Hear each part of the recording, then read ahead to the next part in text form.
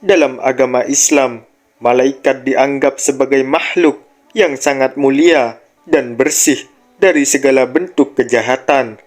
Mereka dipercayai memiliki banyak tugas seperti mencatat amal manusia, meniup sangkakala pada hari kiamat, dan memasukkan orang-orang yang beriman ke dalam surga.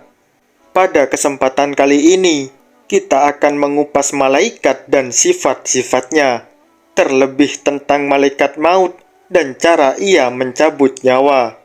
Perlu kita ketahui bahwa sesungguhnya Allah Ta'ala telah menciptakan 4 malaikat yang mulia, yaitu Israfil alaihi salam, Mikail alaihi salam, Jibril alaihi salam, dan Israel alaihi salam. Dan Allah menyerahkan urusan para makhluk dan urusan mengatur alam kepada para malaikat tersebut.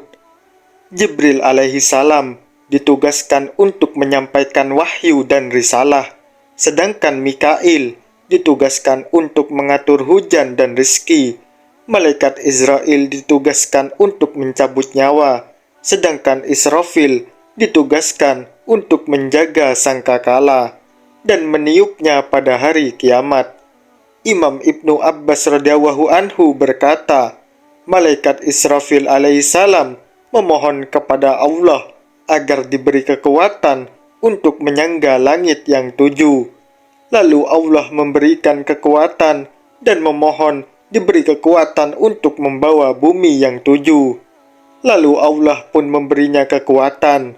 Malaikat Israfil juga memohon agar kuat membawa angin, gunung, jin, manusia, dan segala macam binatang. Dan Allah pun memberinya kekuatan. Malaikat Israfil memiliki beberapa ciri-ciri, yakni mulai dari bawah telapak kaki hingga kepalanya dipenuhi rambut, dan beberapa lisannya ditutupi dengan hijab. Setiap lisan membaca tasbih kepada Allah dengan 1000 macam logat bahasa. Dan dari tubuh malaikat Israfil, Allah menciptakan beribu-ribu malaikat yang membaca tasbih sampai hari kiamat. Mereka dinamakan malaikat al-muqarrabun in Allah, yakni malaikat yang mendekatkan diri di sisi Allah. Lalu juga ada malaikat hamalatul arsy, yakni malaikat yang membawa arsy, dan kiramun kadibin, malaikat yang mulia yang mencatat amal. Mereka semua sama dan serupa dengan malaikat Israfil.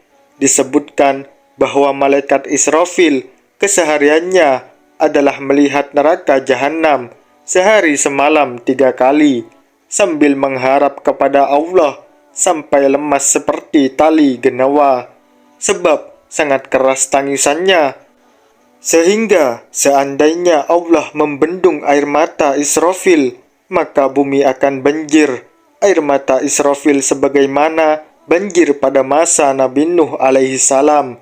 Dan saking besarnya malaikat Israfil, seandainya semua air yang ada di lautan dan sungai ditumpahkan pada kepala malaikat Israfil, maka air tersebut tidak setetes pun akan jatuh ke bawah. Adapun malaikat Mikail diciptakan oleh Allah Ta'ala sesudah malaikat Israfil, terpaut 500 tahun. Dari kepala sampai ujung kaki, malaikat Mikail dipenuhi rambut yang diciptakan dari zafaron, dan sayapnya diciptakan dari zabarzat, sejenis zamrud berwarna hijau. Pada setiap rambut terdapat beribu-ribu wajah, dan pada setiap wajah terdapat beribu-ribu mata. Setiap ada orang mukmin yang berbuat dosa, mata tersebut menangis karena merasa kasihan terhadap orang mukmin tersebut. Di setiap wajahnya terdapat beribu-ribu mulut, dan pada tiap mulut terdapat beribu-ribu lisan yang berbicara dengan beribu-ribu macam logat bahasa. Dan setiap lisan memohonkan ampunan kepada Allah bagi orang mukmin dan orang-orang yang berbuat dosa. Dan meneteslah dari tiap mata 70.000 tetesan maka Allah jadikan dari tiap tetesan satu malaikat yang serupa dengan malaikat Mikail, dan mereka bertasbih kepada Allah Ta'ala sampai datangnya hari kiamat. Mereka dinamakan Karubiyun, yaitu membantu malaikat Mikail yang diberi kewenangan atas hujan, tumbuh-tumbuhan, rizki, dan buah-buahan. Maka tidak akan ada lautan, buah dari pohon dan tumbuh-tumbuhan di atas bumi, kecuali bila malaikat Karubiyun menghendakinya. Adapun malaikat Jibril diciptakan oleh Allah Subhanahu wa Ta'ala setelah malaikat Mikail terpaut 500 tahun. Malaikat Jibril alaihi salam mempunyai 600 sayap, dari kepala sampai ujung kakinya dipenuhi rambut yang diciptakan dari zafaron. Matahari berada di antara kedua matanya, dan rambutnya bagaikan bulan dan bintang. Setiap hari, malaikat Jibril masuk ke dalam samudra nur, yakni samudra cahaya, dan ketika keluar, jatuhlah dari tiap-tiap sayap beribu-ribu tetesan. Maka dari tiap-tiap tetesan, Allah Ta'ala menciptakan satu malaikat yang serupa dengan malaikat Jibril, dan bertasbih kepada Allah Ta'ala sampai hari kiamat. Mereka dinamakan sebagai rohaniyun. Sekarang kita berlanjut kepada malaikat maut. Adapun rupa malaikat maut, yakni Israil alaihissalam, adalah seperti rupa malaikat Israfil, dengan beberapa wajah, lisan, dan sayap yang sangat besar dan kuat. Kekar, tidak kurang dan tidak lebih. Diceritakan dalam suatu hadis dari Nabi Sallallahu Alaihi Wasallam. Beliau bersabda, ketika Allah Subhanahu wa Ta'ala menciptakan malaikat maut, Allah membuat hijab dari para makhluknya dengan beribu-ribu hijab yang besarnya melebihi langit dan bumi. Dan jika semua air yang ada di lautan dan sungai-sungai ditumpahkan di atas kepalanya, maka tidak akan setetes pun jatuh ke bumi. Dan seandainya dunia yang terbentang dari barat sampai timur ini berada pada tangannya, maka bagaikan meja yang di atasnya ada hidangan, dan diletakkan di depan seorang pemuda yang akan memakannya sekehendak hatinya. Dengan begitu, malaikat maut bisa membolak-balik dunia sebagaimana manusia membolak-balik uang logam yang ada di tangannya. Malaikat maut diikat dengan 70.000 rantai. Setiap rantai panjangnya sama dengan perjalanan selama 1000 tahun. Malaikat yang lain tidak bisa mendekat dan tidak mengetahui keberadaan malaikat maut, tidak mendengar suaranya, dan tidak tahu keadaannya sampai kapanpun juga. Ketika Allah menciptakan malaikat Israel dan menyerahkan urusan kematian kepada malaikat Israel, ia berkata, "Wahai Tuhan, apakah maut itu?" Maka Allah memerintahkan hijab untuk membuka diri hingga malaikat maut dapat melihat maut tersebut. Lalu Allah Subhanahu wa Ta'ala berfirman kepada para malaikat, "Berhentilah kamu semua dan lihatlah, inilah maut." Maka para malaikat berhenti semua, dan Allah Subhanahu wa Ta'ala berfirman lagi, "Terbanglah kamu di atasnya dan bentangkanlah sayapmu dan bukalah matamu semuanya." Maka ketika para malaikat terbang di atasnya, mereka semua terjungkal dan pingsan selama 1000 tahun. Dan ketika sadar, mereka berkata, "Wahai Tuhan kami, adakah yang Engkau ciptakan lebih agung dari ini?" Allah Subhanahu wa Ta'ala menjawab, "Akulah yang menciptakan maut, dan akulah yang lebih agung dari maut dan setiap makhluk yang akan merasakan maut." Kemudian Allah Subhanahu wa Ta'ala berfirman, "Hai Israel, ambillah maut itu dan aku serahkan dia kepadamu." Lalu Israel berkata, "Wahai Tuhanku, apakah aku kuat mengambilnya? Sesungguhnya dia lebih besar dariku. Maka Allah memberikan kekuatan pada malaikat Israel. Lalu diambilnya maut tersebut dan disimpan di tangannya. Maka berkatalah maut tersebut, "Wahai Tuhanku, izinkanlah aku menyampaikan undangan, seruan di langit 1 kali." Maka Allah pun mengizinkannya, dan berkatalah maut tersebut dengan suaranya yang sangat lantang, "Akulah maut yang akan memisahkan antara orang yang saling mencintai. Akulah maut yang akan memisahkan antara suami dan istri. Akulah maut yang memisahkan anak-anak perempuan dengan ibunya. Akulah maut yang memisahkan antara saudara laki-laki dengan saudara perempuannya. Akulah maut yang merusakkan rumah-rumah dan gedung-gedung. Akulah maut yang meramaikan kubur. Akulah maut yang akan mencarimu dan menemuimu. Walaupun di gedung yang kokoh, semua makhluk pasti akan merasakan aku.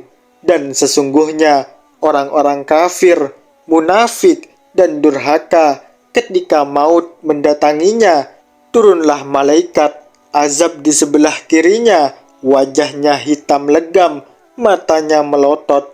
Bersamanya terdapat bermacam-macam siksa. Malaikat azab duduk menjauh darinya hingga malaikat maut datang. Dan ketika malaikat maut datang pada orang tersebut, ia berdiri di hadapannya dengan rupa yang sangat menyeramkan. Lalu jiwa orang tersebut berkata, "Siapa kamu? Apa yang kamu inginkan?" Malaikat maut berkata, "Aku adalah maut yang akan mengeluarkanmu dari dunia, menjadikan anakmu yatim, menjadikan istrimu janda, hartamu sebagai warisan bagi pewarismu, yang mereka tidak engkau sukai waktu hidupmu, sedangkan engkau tidak mempersiapkan kebaikan untuk dirimu, dan tidak pula untuk akhiratmu. Hari ini aku datang untuk mencabut nyawamu."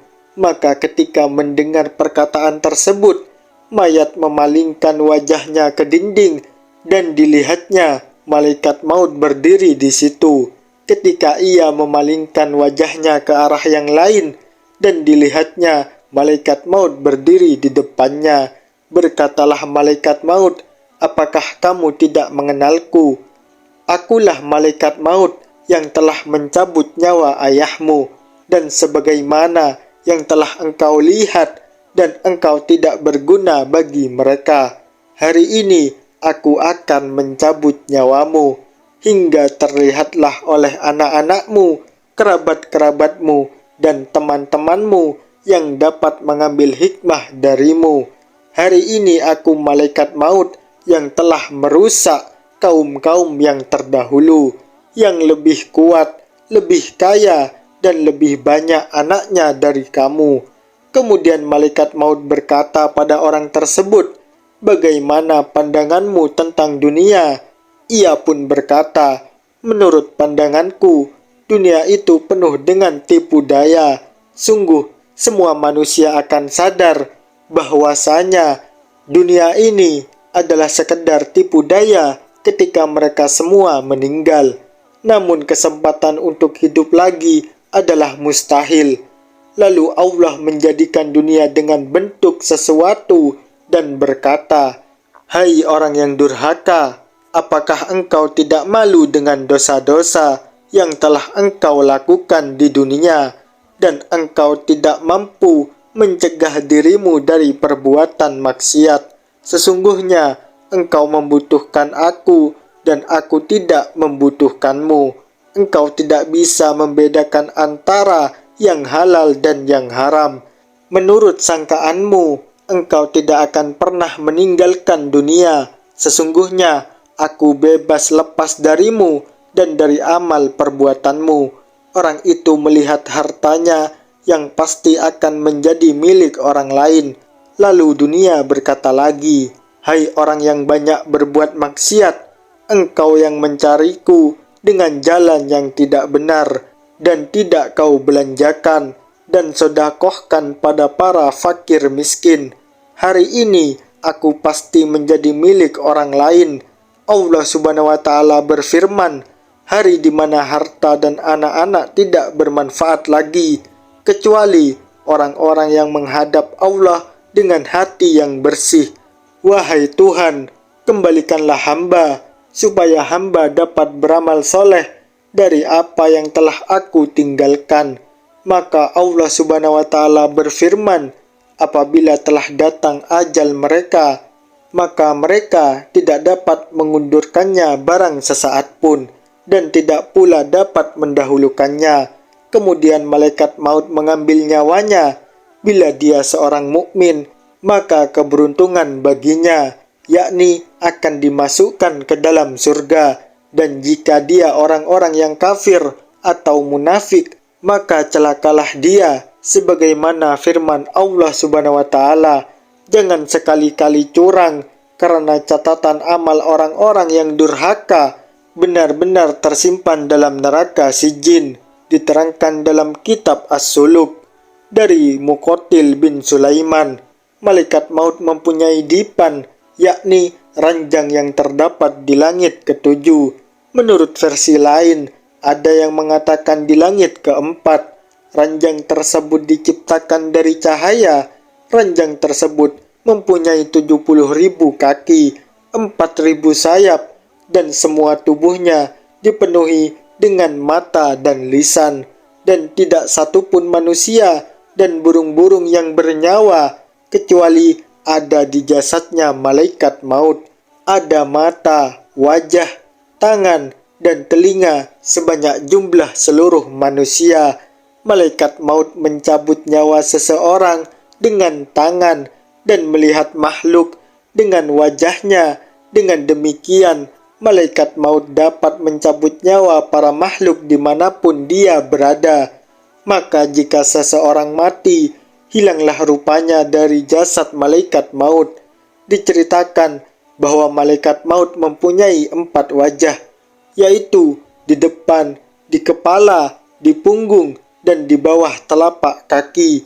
Maka arwah para nabi dan malaikat dicabut dengan wajah di kepalanya. Ruh orang mukmin dicabut dengan wajah di depannya. Ruh orang-orang kafir dicabut dengan wajah di punggungnya. Dan ruh jin dicabut dengan wajah di telapak kakinya.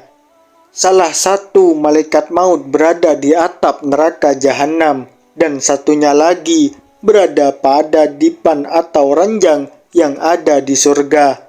Adapun besarnya malaikat maut adalah jika air yang ada di laut dan sungai-sungai ditumpahkan pada kepala malaikat maut, maka air tersebut tidak akan jatuh ke bumi, walaupun hanya setetes. Dan sesungguhnya Allah Subhanahu wa Ta'ala menciptakan bumi beserta seluruh isinya di dalam lambung malaikat maut, sebagaimana hidangan yang berada di atas meja, dan di depannya ada seorang pemuda yang akan memakannya sesuka hati.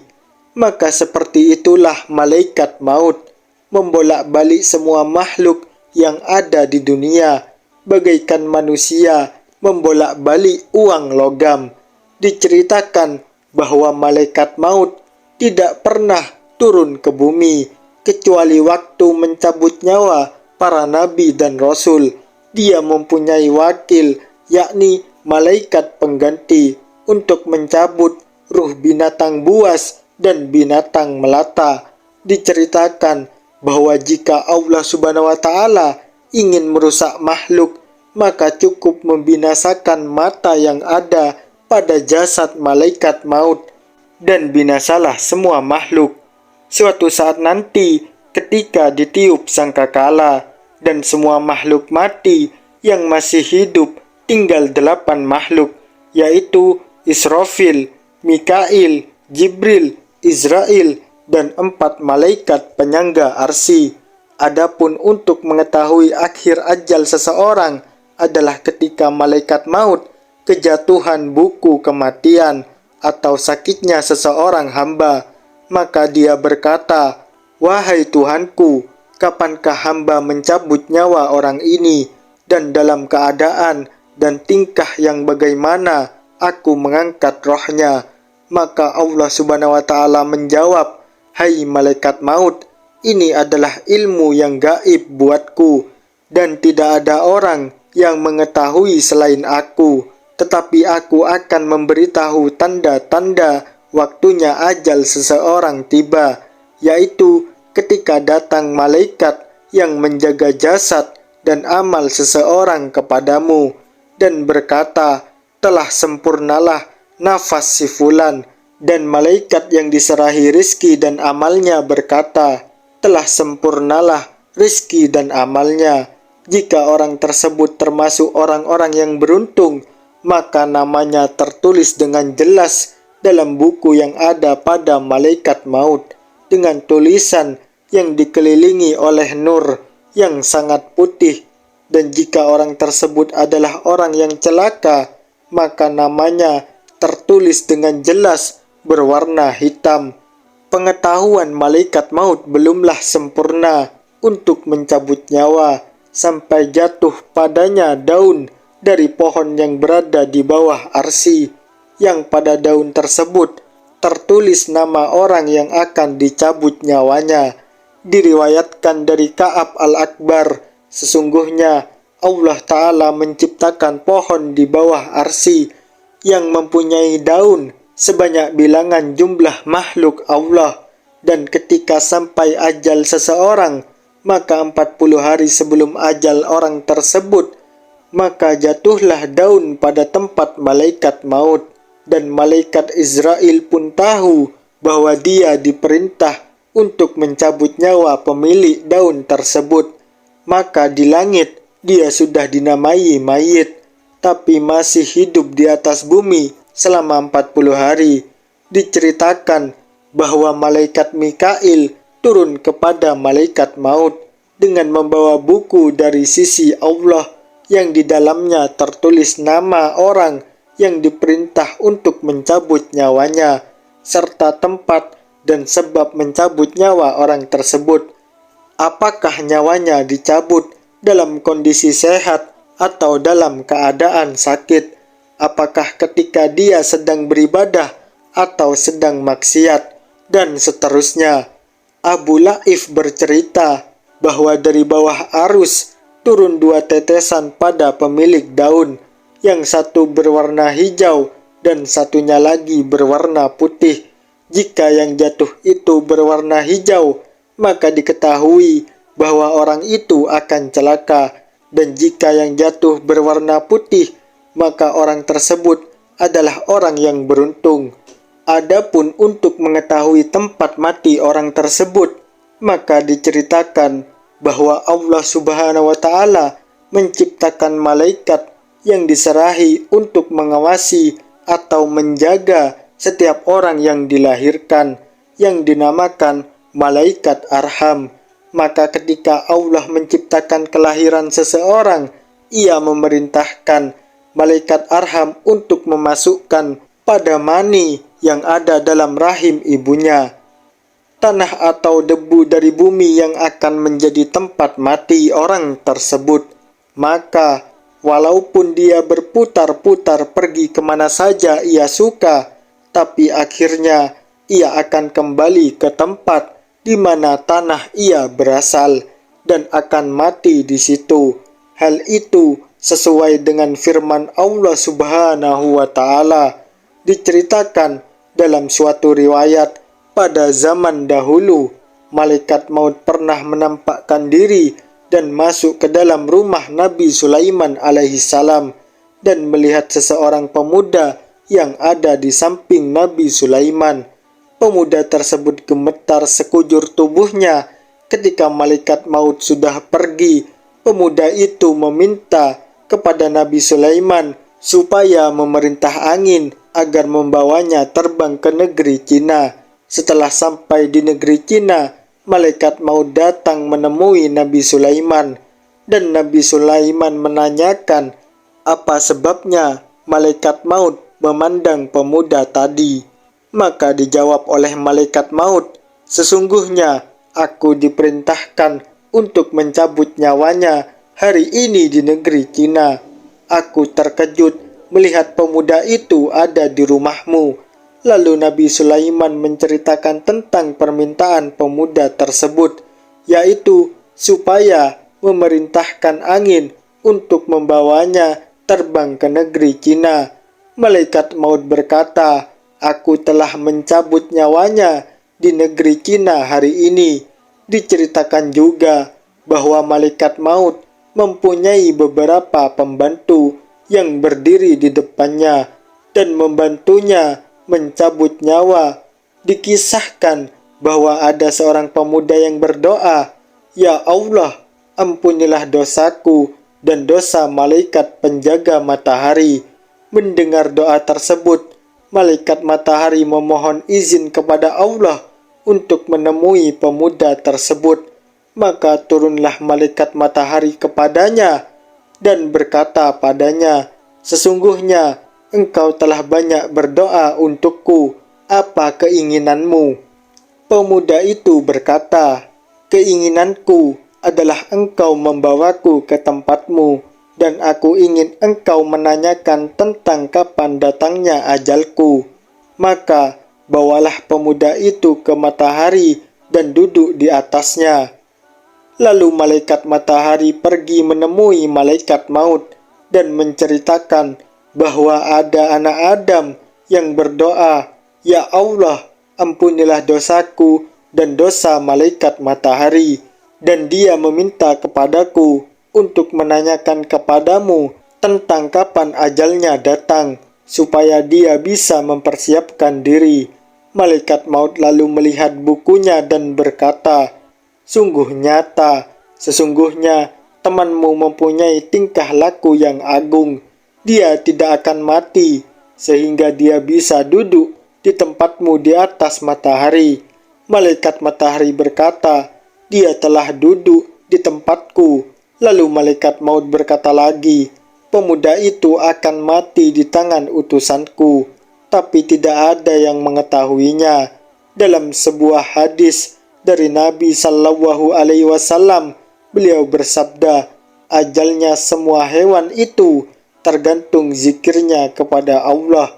Ketika binatang itu meninggalkan zikir kepada Allah, maka dicabutlah nyawanya, dan malaikat maut tidak ikut campur dalam hal ini."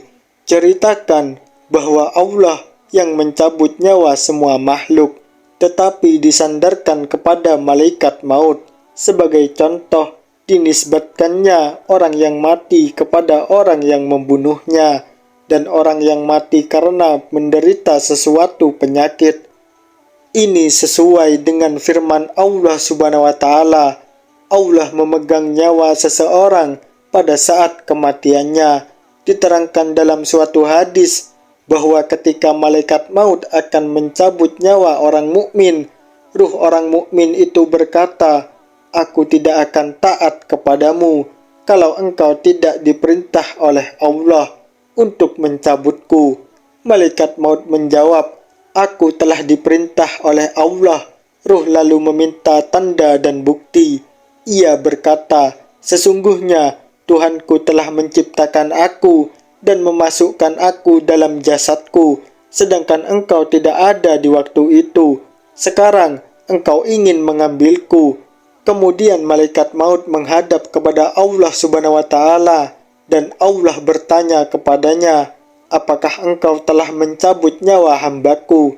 Malaikat maut menjawab, "Tuhanku, sesungguhnya hambamu berkata begini dan begitu, dan meminta bukti dariku." Maka Allah Subhanahu wa Ta'ala berfirman, "Benar yang dikatakan ruh hambaku." Kemudian Allah berfirman lagi, "Hai malaikat maut, pergilah ke surga dan ambillah buah apel darinya sebagai bukti. Setelah itu, temuilah roh hambaku." Lalu malaikat maut pergi ke surga dan mengambil buah apel dari surga yang bertuliskan Bismillahirrahmanirrahim. Maka ketika ruh itu melihatnya, keluarlah dia dengan segera dan tidak merasakan sakit. serta matinya secara ikhlas, yakni matinya secara jernih. Demikianlah pembahasan kita kali ini mengenai malaikat yang tertulis di dalam kitab Daqaiqul Akbar. Semoga dapat menambah wawasan kita tentang hal yang gaib dan menambah keimanan kita terhadap Allah Subhanahu wa taala. Wallahu a'lam bissawab. Semoga kisah ini bermanfaat bagi kita semua. Barakallahu fikum. Assalamualaikum warahmatullahi wabarakatuh.